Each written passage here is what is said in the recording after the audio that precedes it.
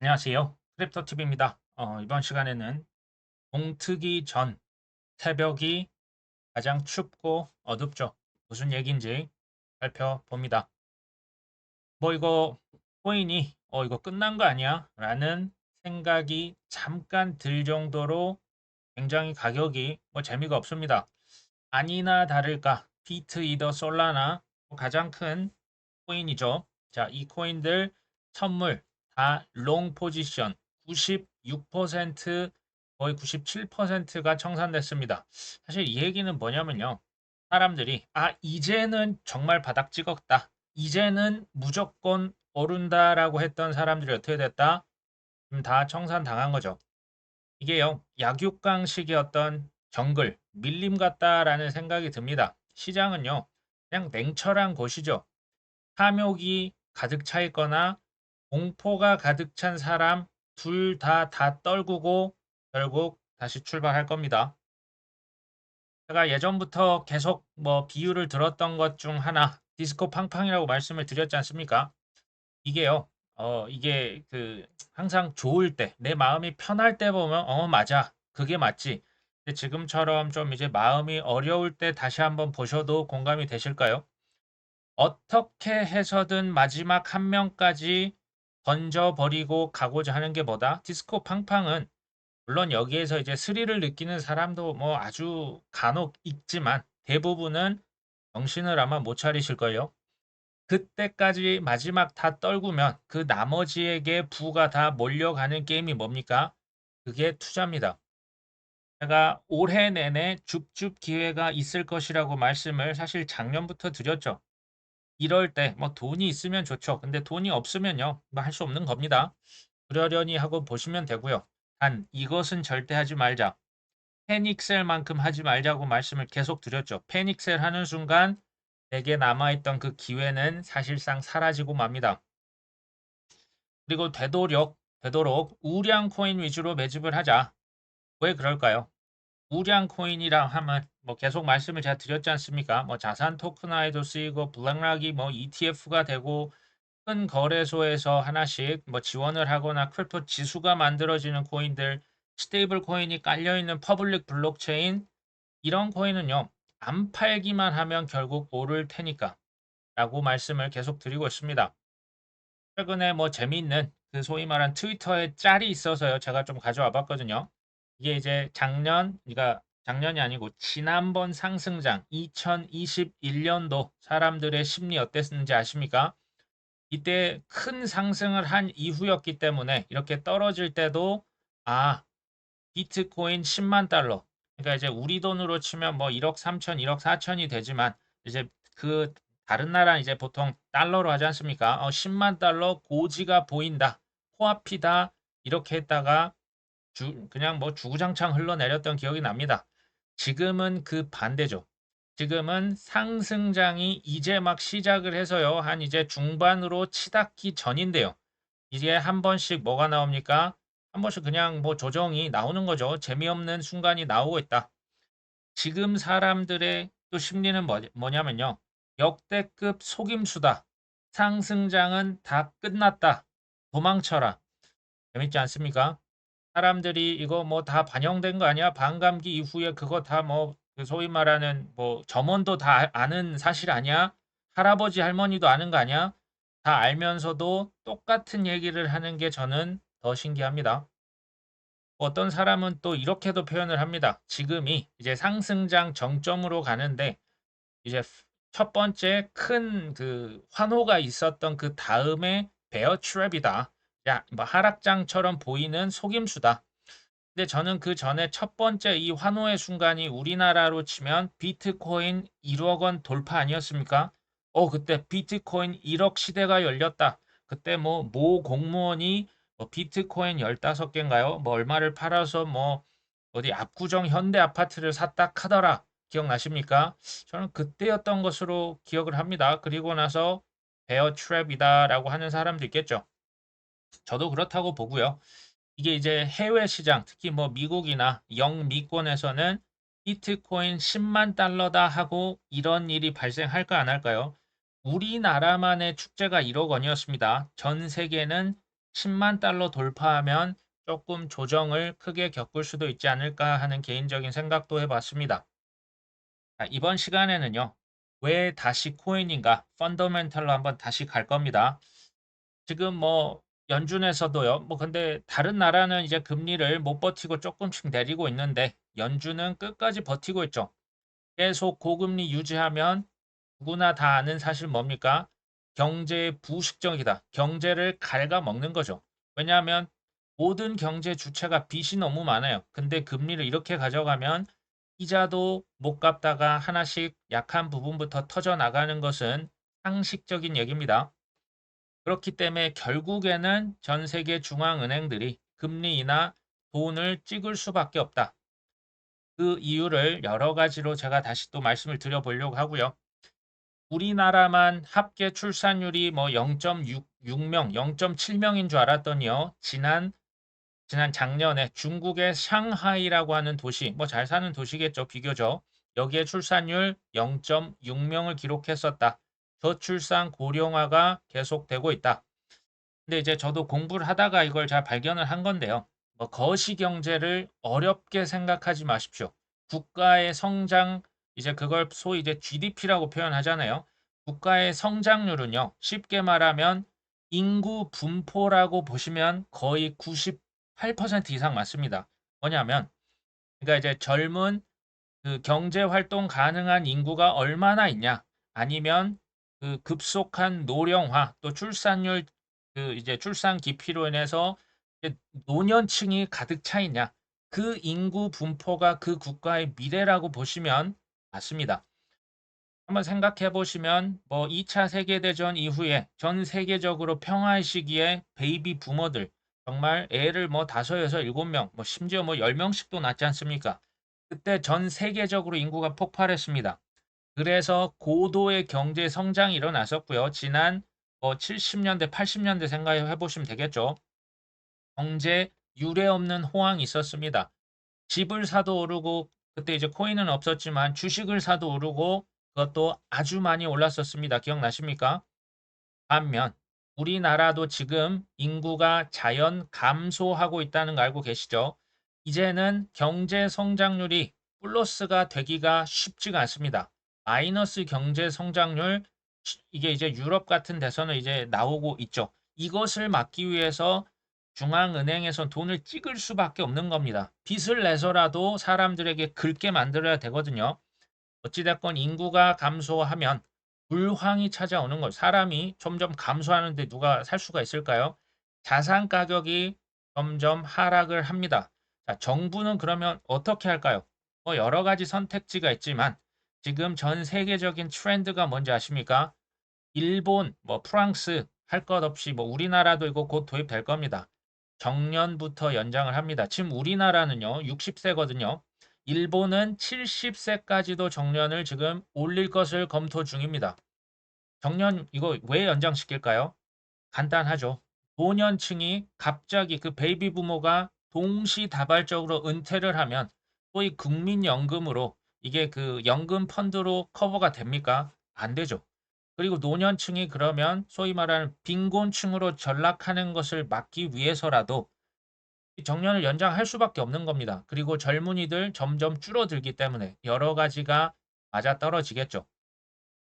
그래서 일할 사람 자체가 줄어드는 효과가 나오거든요. 그렇기 때문에 여성의 경제 참여 높여야만 합니다. 노인들도 그래서 경제 참여 여러 가지 이유로 앞으로 높아질 수밖에 없다. 심지어 우리나라 한국전력에서는요. 고령층 고용 확대라고 하는 뭐 좋은 명분이 있습니다. 정기 근로자 정년 자체를 아예 없애버렸습니다. 이게 뭐냐면요.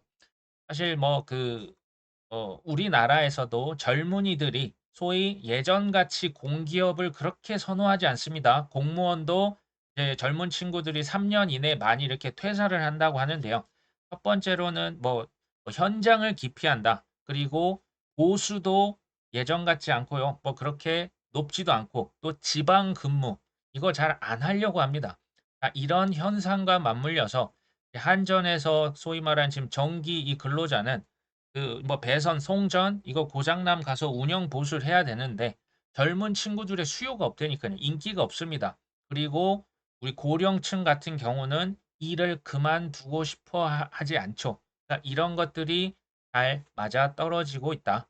어쨌든 정년이 거의 뒤로 밀리고 있다. 우리나라에서는 출산율 떨어졌으니까 출산 휴가를 10일에서 20일로 주겠다. 그리고 뭐 이제 육아 급여 지금 월 150만 원에서 뭐 250만 원, 이것도 보니까 최대 250이더라고요. 점점 갈수록 줄어드는데, 출산휴가 10일 더 줄 테니까 애 더 낳으실 분 계십니까? 이걸로 출산율이 과연 정말로 증가될 수 있을까요? 지금요, 글로벌 트렌드는요, 나 혼자 산답니다. 금요일마다 하는 그 특정 예능 프로그램이 제가 볼 때 앞으로 잘 될 수밖에 없겠다. 왜냐하면 뭐 결혼 자체를 안 하는데 키즈가 애를 낳겠습니까? 결혼을 해도 노 키즈를 상호 협의하는 젊은 부부가 상당히 많습니다. 이게 이제 근본적으로 뭐냐면요. 베이비 부머 시대에는 뭐 형제가 6, 7명, 소위 이제 부모가 자녀를 하나하나 그렇게 잘 케어를 하기가 어려웠죠. 반면에 MZ 세대들 하나 아님 2명이잖아요. 그러니까 부모의 관심과 사랑을 듬뿍 받고 자란 것은 좋습니다. 하지만 그들의 중심 마음속에는요. 나 중심의 세계관이 자리 잡았습니다. 그렇게 예전처럼 이렇게 막 남들을 배려하고 이렇기보다는 평생 이렇게 귀하게 자란 겁니다. 그러니까 이거 생각해 보니까 결혼 답도 안 나오고 또 집값도 비싸잖아요. 또 애 낳으면 '아 피곤하네.' 그러면 같이 그냥 다 안 하는 쪽으로 가는 추세인 겁니다.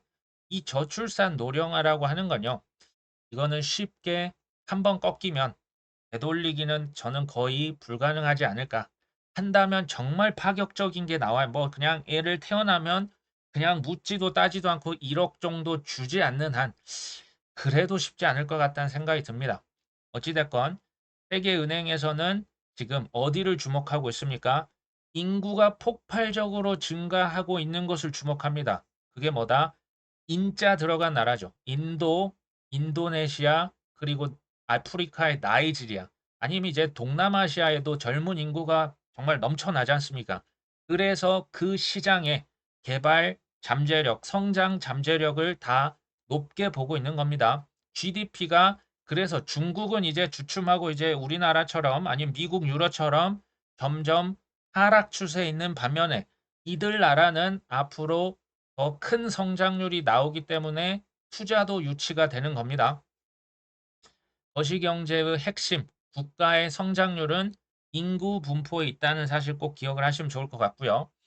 아까 말씀드린 그런 국가는 투자자들이 그래서 실제로 골드만삭스나 뭐 월가금융, 뭐 블랙락도 인도 시장을 몇 년 전부터 그래서 주목하고 있다. 중국에서도 이제는 노동력 감소가 심해지고 있죠. 휴머너이드 로봇을 양산할 것이다. 한두 대 만드는 게 아니고 쫙 다 로봇을 푼다는 거죠. 노동력이 감소가 되니까 물론 노인이랄지 여성의 참여율을 높일 것이다. 근데 그걸로는 다 채워지지가 않습니다. 그리고 요즘 사실 노조가 쉽지 않아요. 기업 운영자 입장에서 생각해 보면 노조는 정말 힘든 문제거든요. 로봇을 쓰는 겁니다. 그래서 인공지능을 쓰는 거죠. 근로 계약서가 있습니까? 노조가 있습니까? 쉬는 날이 있습니까? 그냥 계속 부리면 되겠죠. 이 로봇과 인공지능 사용률은 그만큼 올라갈 것이고 사람의 필요성은 그만큼 낮아질 수밖에 없는 겁니다. 지금은 우리가 뭐 음식점 가면 그것도 이제 코로나 이후에 키오스크가 많이 등장했지 않습니까? 근데 지금 뭐 이렇게 삼성페이나 뭐 애플페이 이런 것으로 우리가 결제를 하고 있는데 좀만 더 시간이 지나면 어떻게 된다? 키오스크도 없어지는 거예요. 사람 그 자체가 거의 이제 뭐 한두 명 관리 인력을 제외하면요. 나중에 인공지능과 우리가 서로 그 매매를 할 겁니다. 물건을 사고 팔고 대금 지급할 때 어떤 화폐를 쓸까요? 그때 무슨 뭐 지폐 받아줄 사람이 있겠습니까? 디지털 화폐를 그때 쓸 수밖에 없습니다. 이게 이제 제가 그 여름 보너스라고 해서 뭐 배당주, 우리나라 배당주에 관한 그 기사를 읽다가 이게 조금 재밌어서 한번 제가 가져와 봤고요.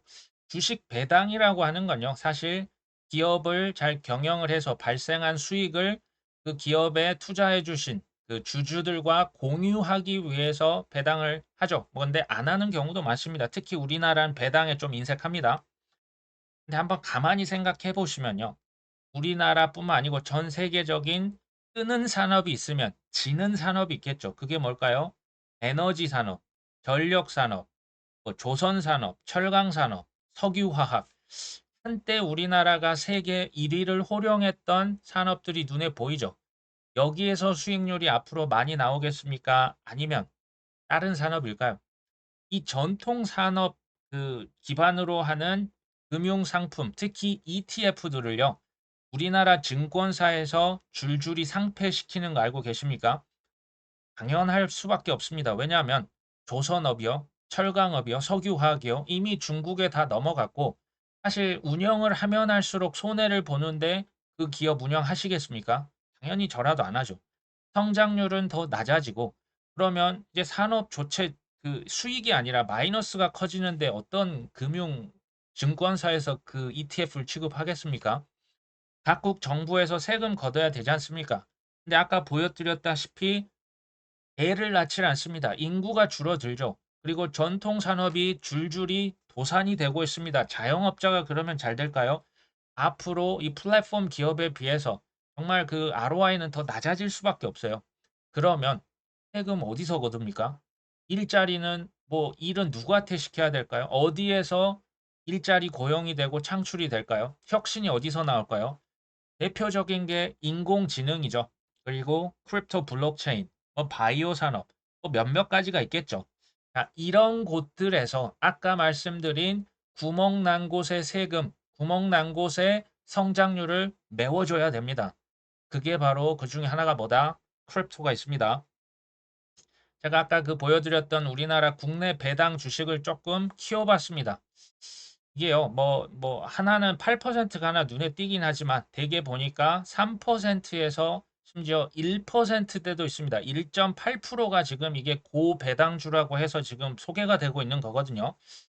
근데 이제 우리나라 투자 특성상 국내 배당주에 투자하면서 이 소위 말하는 시세 차익까지 생각하는 경우는 사실은 뭐 많진 않거든요. 근데 고작 몇 프로 준다?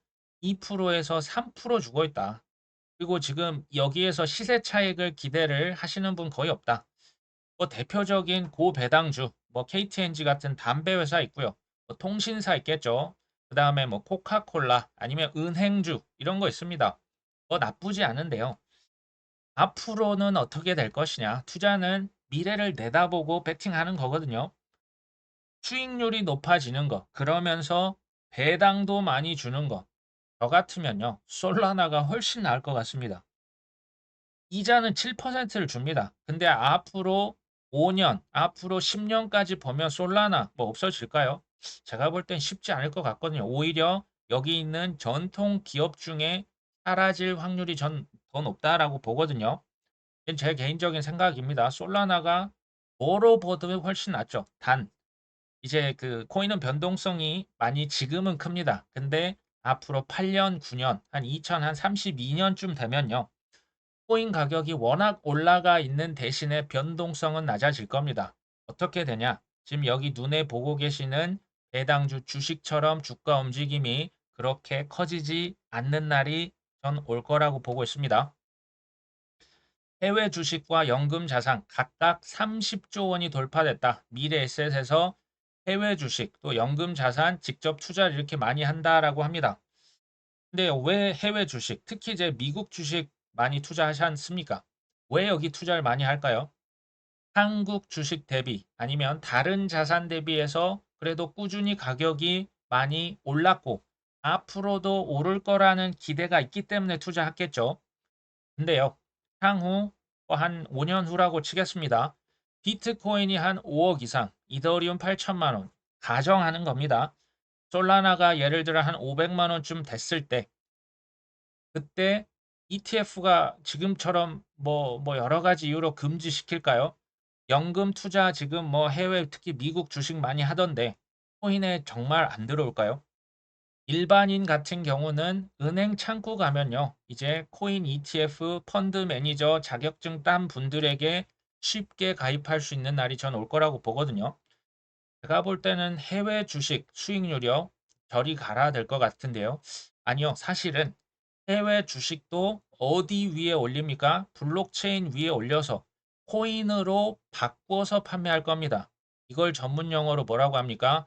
RWA라고 합니다. Real World Asset이고요. 자산 토큰화라고 하죠. 그때 쓰일 퍼블릭 블록체인들 고속도로 뭐 블랙락의 16차선, 스테이블 코인, 뭐 테더나 USDC가 왔다 갔다 할 거기에 투자하자라고 그래서 제가 말씀을 드리고 있죠.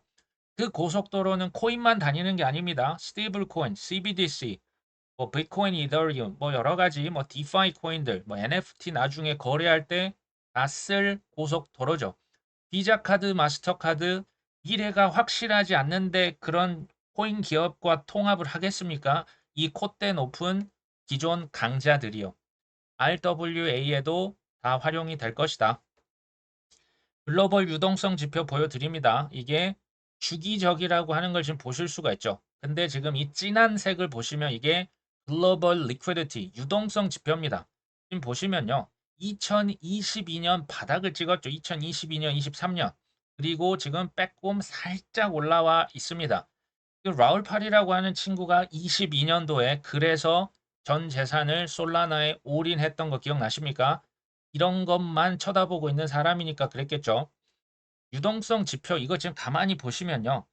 내년 하반기까지 유동성이 지금 올라올 것이라고 얘기를 해주고 있습니다. 물론 뭐 정확하게 뭐 이렇게 막 그 4년 주기다 그러진 않지만요. 어찌됐건 내년 하반기까지 뭐 들어온다? 물 들어온다. 그러면 올해 연말부터 아니면 올 하반기부터 내년까지도 특히 전 하반기까지도 일단은 보고 있습니다. 주식 코인 많이 오르지 않을까요? 물 들어오는데 많이 떨어진다. 저는 유동성이요. 그만큼 중요합니다. 돈 들어오면 지금 죽을 것 같은 부동산도 결국은 스멀스멀 올라올 가능성, 특히 주요 지역들은요. 그럴 수 있다. 지금 유럽에서요. 이제 6월 30일, 7월 1일자로 미카법, 암호화폐 이 규제 법안이 일부 실제 발효가 됩니다. 이게 뭐 이제 나머지는 12월 30일까지 해서 이제 완전히 발효가 되거든요. 우리나라 가상자산 이용자 보호법 7월 19일자로 시행이 된다고 알고 계시죠? 비트코인, 이더리움은 이미 비트코인 ETF 승인이 됐고요. 이더리움 현물 ETF는 7월 2일자 이제 뭐 정말 얼마 안 남았습니다. 아마도 승인이 될 것으로 예상을 합니다. 하다못해 우리나라 카카오, 뭐 네이버의 라인 얘네들이 블록체인 합친다고 했잖아요. 이것도 지금 6월 말 블록체인과 코인을 통합시킨다고 하고 있습니다. 미국에서 주요한 그 크립토 법안, FIT21이라고 하는 법안이 있었죠. 코인의 70%는 증권이 아니라 상품이다. CFTC의 권한을 몰아주겠다. 자, 이 법안은 아직 상원 통과가 되진 않았습니다. 하지만 핵심은 뭡니까? 이게 결국 안 될까요? 될 수밖에 없습니다. 로비해서 안 되면 되게 하는 누가 있다? 검은 돌 형님들이 있죠. 핵심은 뭐다? 코인이 이제 제도권에 수용이 된다라는 겁니다. 조금씩 되겠죠. 근데요, 제도권의 수용 직전, 그리고 아까 보셨다시피 유동성, 소위 돈 찍기, 머니가 그 머니 프린터가 돌아가기 지금 직전이라는 생각 안 드십니까? 미국의 대선 이제 몇 개월 남았나 해봤더니 이제 딱 4달 남았습니다.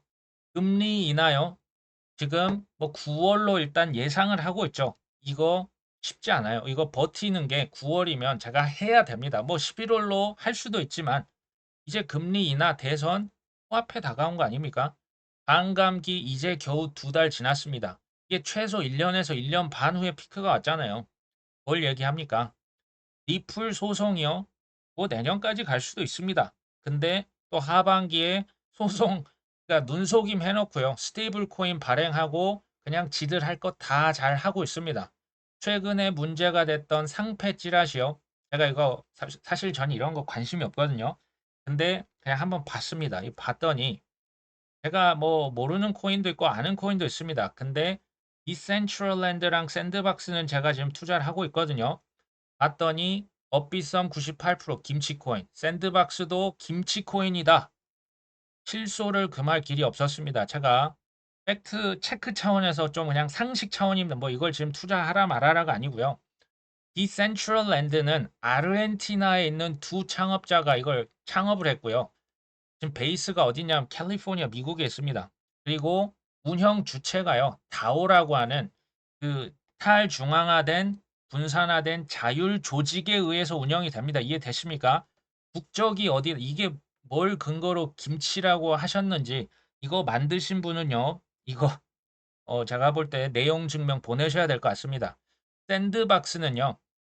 애니모카 브랜드라고 하는 회사의 자회사입니다. 애니모카 브랜드는 호주 회사인데요. 베이스는 홍콩에 있습니다.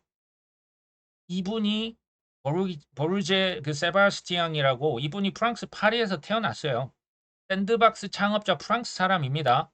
그리고 이분은 미국에서 뭐 픽소울이라고 하는 회사를 창업했고요. 이 회사를 애니모카 브랜드가 인수를 했기 때문에 샌드박스가 지금 애니모카 브랜드 밑에 자회사로 들어간 겁니다. 그리고 이분의 국적이요. 좀 애매해요. 제가 볼 때 아마 프랑스 국적 인기일 것 같은데 또 프랑스, 중국, 특히 이제 홍콩계 혼혈로 추정이 됩니다. 뭘 근거로 김치 코인이라고 주장을 하셨는지 솔직히 이분은 좀 책임을 지시고 근거를 대셨으면 좋겠어요. 학생일 때는 무지해도 소위 말하는 용서가 될 수 있는데 성인이 됐을 때 무지한 거는요. 이것은 치명적인 결과를 낳을 수가 있습니다. 어찌됐건 저스틴 선이 지금 바이낸스에서 지난 3일간 이더리움 900억 원어치 또 삽니다. 미국의 ETF 전문가가요. 지금 코인 ETF가 금 ETF 내년에 추월할 것이다. 이분은요. ETF만 25년째 하고 있는 최고 경영자입니다. 한번 이게 무슨 얘기냐면요. 사람들 이제 금 관심이 없어요. 전 세계 코인 이제 주식 뭐 이미 할 사람 다 하잖아요. 뭐 200년 이상 된 주식이 아니라 이제는 코인을 ETF로 매수할 것이다. 이 얘기하고 있는 거지 않습니까? 우량 코인 가격, 뭐 비트, 이더, 뭐 솔라나, XRP, 도지코인 개별 ETF도 있고요. 이게 안 되면 묶어서 판다니까요. 섹터별로 팔고 이게 다 ETF화 돼서 월가의 탐욕을 과소평가하지 마십시오. 자, 우량 코인의 가격, 제도권이 편입이 되면 어떻게 될까요? 저는 개인적으로 지금이요. 2017년 9월 중국에서 ICO 금지했을 때 철렁했거든요. 아니면 뭐 21년 최근에 그 부처 부다 그 석가탄신일 때 그 크게 하락했었던 때 약간 그때 느낌이 좀 비슷한 것 같아요. 세상 끝난 겁니까? 글쎄요. 이게 제가 뭐 사진을 보니까 소위 동트기 전 이때요. 이게 어슴푸레하게 태양이 뜨는 거요, 안 뜨는 거요. 특히 이것보다 조금 더 어두우면 참 그때 이제 해 뜨는 거 기다리는 사람 입장에서는 그것만큼 애가 타는 게 없죠. 2024년의 조정. 자, 이때 조정은요. 제가 뭐 미래를 제가 뭐 100% 장담할 수는 없죠. 하지만 25년이 돼서 불장이 오고 포모가 나고 전 세계 글로벌 유동성이 정말 그 갈 바를 알지 못해서 했을 때 그때 코인으로 쏟아져 들어올 겁니다. 그때 내가 다시 그때로만 돌아갈 수 있다면 이라고 하는 때가 전 지금일 수도 있겠다라는 생각이 듭니다. 뭐 그렇다고 뭐 지금 뭐 바로 다시 오를 것이다. 그럼 미래를 제가 어떻게 알겠습니까? 근데 이제 물을 타는 거 좋은데요. 이제 돈이 없다, 마음이 힘들다. 차라리요, 좀 모니터를 한번 끄시고 그냥 일상생활을 하시는 게 제가 볼 때 훨씬 낫습니다. 주의할 점도 계속 말씀을 동시에 드렸죠. 올해 패닉셀만큼은 절대 하지 말자. 하시면 안 돼요. 하시면 안 되고요. 내년도에는 포모 절대 하지 말자. 내년에 B2 하지 말자. 영끌 하면요. 저 세상 갈 수 있습니다. 자, 오늘 방송은 여기까지 합니다. 곧 동투기 전, 뭐 언제가 될지 모르지만 해는 떠 오를 겁니다. 오늘 방송 여기까지 합니다. 끝까지 시청해 주셔서 감사합니다.